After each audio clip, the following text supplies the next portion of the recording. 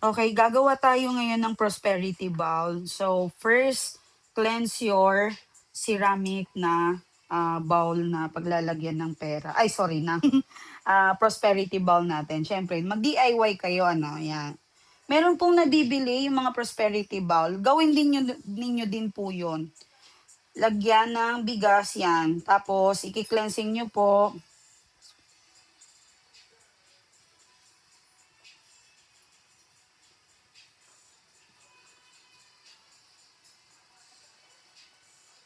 Pwede kayo mag-wish, pwede kayo mag-manifest, yan, in good intention. Halimbawa, gusto mong magkapera, bahay, wala namang masama.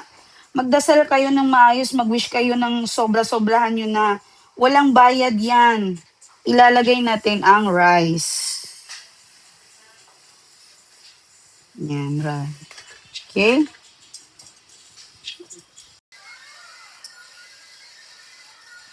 Okay, so ilalagay natin dito ang ating egg.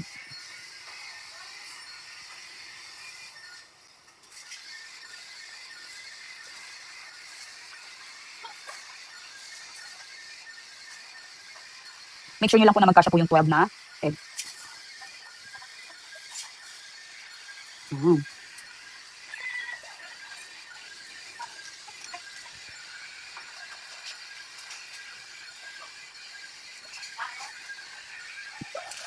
Yung video mo kanina mali yun, ulit, ito na lang sundan mo. Magkuha ka ulit. Okay? So kung gusto niyo mag-Bailey, pwede naman. Prosperity signs pa rin yun. Cinnamon stick, meron siyang 1176. Depende po yan sa inyo kung gusto niyo lagyan. So, ito, yung ating envelope na ginawa natin kanina. Hmm. So, pwede naman po lagyan nyo ng apple sa gitna. But ako, last year, ginawa kong pwedeng mandarin, pwedeng apple. At sa akin ngayon is, gusto kong ilagay is yung pineapple. Okay? Yan.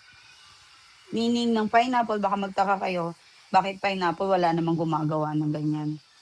Kaya nga po siya sa prosperity fruits, nakalagay po siya. Ang meaning po ng pineapple is mabilis ang pag-angat. Yan.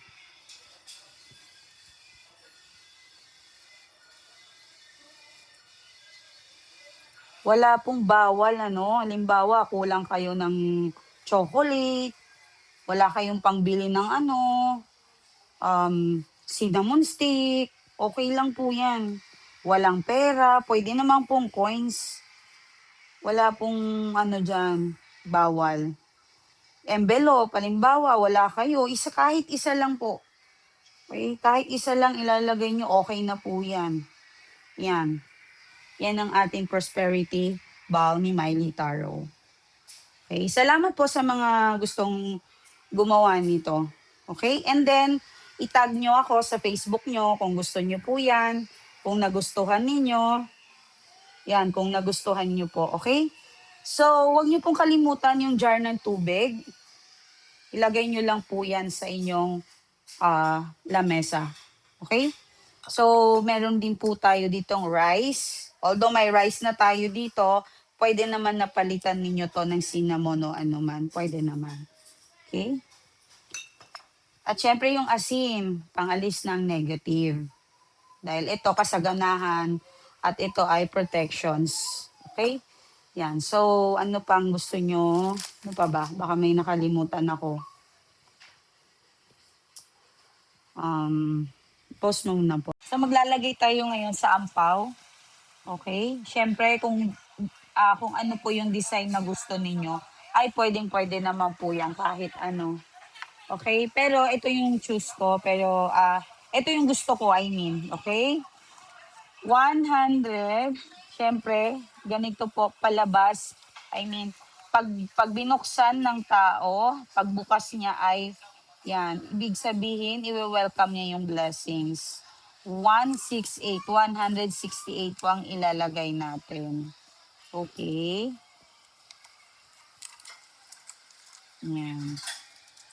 Then, i-close nyo po yan. Hindi nyo po yan ibubukas-bukas. Pag once na na-close nyo na po yan, hindi na po. Okay?